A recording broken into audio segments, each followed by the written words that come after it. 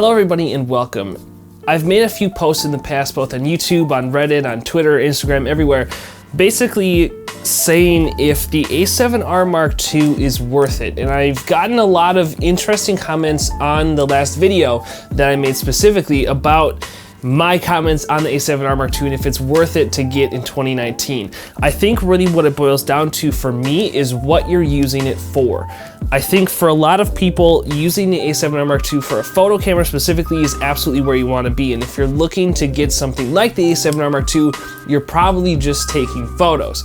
But for somebody like me who's absolutely much more of a hybrid shooter, things like having the 1080-120 at 100 megabytes per second, having all of these amazing features, all of the extra profiles, picture profiles, having the ability to have 10 FPS burst, having the ability to use my menus when I'm buffering photos, and having a better buffer rate within having that better burst rate, and just all of these features, I wanted to just, from a photo standpoint, show you the difference between the A7R Mark II and the A7 III. So diving right into these photos, immediately what I'm gonna say is that I was actually standing in front of the shaker during this shot, capturing B-roll for the shot, or for the video in general. So this shot specifically is a little bit darker, but otherwise they are shot at the exact same settings. I did 1/100th shutter, 1.4 aperture, and a 400 ISO. So within that, all I'm gonna do is zoom in here,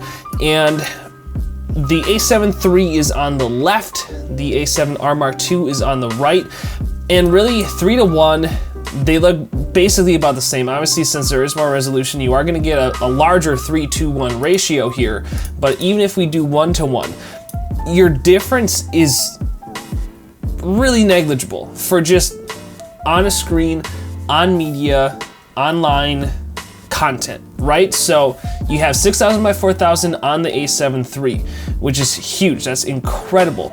And you have 7952 by 5304 on the A7R Mark II. Now, color-wise, I think they're pretty similar. Obviously, there is what they are saying of more of a magenta hue on the A7 III, as opposed to the A7R Mark II. Here, I can't really notice it as much. I think like skin tones is really where that gets pushed out the most, and we can basically judge that here. I am using the A7R Mark II for this shot, as opposed to the A7 III that was used for the intro and what will be the outro of this video. But the point that I'm trying to make here is reinforcing what I've made in previous videos and posts specifically on Reddit. Like I mentioned, I think really for 90% of users, the A7 III is going to be giving you the same, if not better performance. You have better buffer, you have better burst rate, you have better all these things, right? If you're just a photographer that needs the better buffer to use your camera while it's loading those shots into the buffer, you know, all of these assets and features that really are so much better on the A7 III as opposed to the A7R Mark II. And just zooming into different parts, I just don't notice much of a difference within the noise profile. I mean, we can even, let's just go 3:1. It doesn't necessarily, I mean, I would argue that the A7R Mark II looks a little bit muddier in most situations. Again, I can't really say 100% on that because this is a little bit tighter because of the resolution.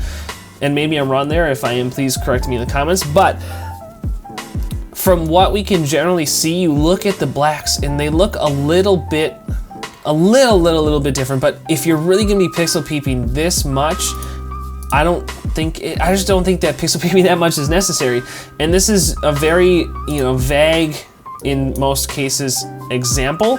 But I just wanna show that these cameras both make incredible images, and unless you're printing to an incredibly large file or media, or you're using this to print on banners or anything like that, you're gonna be fine with the A7R, or the A7 III rather, more so than the A7R Mark II for the same price. So that's really where I stand. I think if you're going to be using something like this A7R Mark II for photos specifically, absolutely. If you're just somebody that needs to just take single shots at a super high resolution, if you're a landscape photographer, if you're just looking to get a single shot, or you're okay with 5 FPS burst, please, absolutely. This is an amazing camera. I'm by no means in any of my content am bashing the A7R Mark II. All I'm trying to say for most people is that you need to think about what your purpose is. And for me, and for my purpose making these videos, which probably was just my fault for not clarifying as much,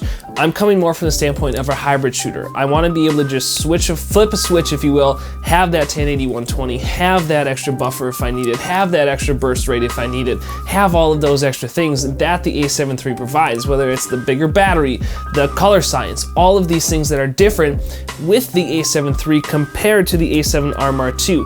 Now, as we noticed in the photos, the color science isn't necessarily as different, and I'm curious to see, since I've used both cameras, you are now on, like I mentioned in the A7 III, I'm not going to change the colors in any of them. I'm just going to put one adjustment layer with the same adjustments over every file, every clip. So let me know if you guys notice a difference within color and skin tone and all of that within video, because I think that that is also an interesting point that you should consider. I personally have been really enjoying seeing the colors coming out of the A7 III and just how smooth and crisp it is. Now that could be, you know, shooting 1080 at 60 at 50 megabytes per second, or the 120 at 100 megabytes per second. But I would love to hear your thoughts below. Take everything that I'm saying with a grain of salt, please. I'm just saying this from the perspective of a hybrid shooter who has this camera that needs to do multiple things with it. Obviously, like I keep stressing, if you're just taking photos and you're okay with just having a single shot with an amazing quality, or you're just looking to put pictures on banners and print and actual media, then the A7R II is going to be your option. If you need to do different things, if you need to be a little bit more versatile at the press of a button, if you will, the A7 III might be your better fit. So I'd love to hear your thoughts below on this ongoing discussion. I think we're getting this time where I'm starting to see the A7R Mark II get pushed out a little bit, and for my personal needs, I'm actually tempted in selling it for something like the A6400, something like what could become the A7000, because I think that for me, having the different types of functionality at the touch of a button or the flip of a switch is more important to me than just taking a good photo and putting it on social media. Because for social media, as we saw on the computer screen, you're really not noticing that big of a difference. But anyway, I would love to hear your thoughts. Thank you so much for watching. Until next time, I'll see you on the internet.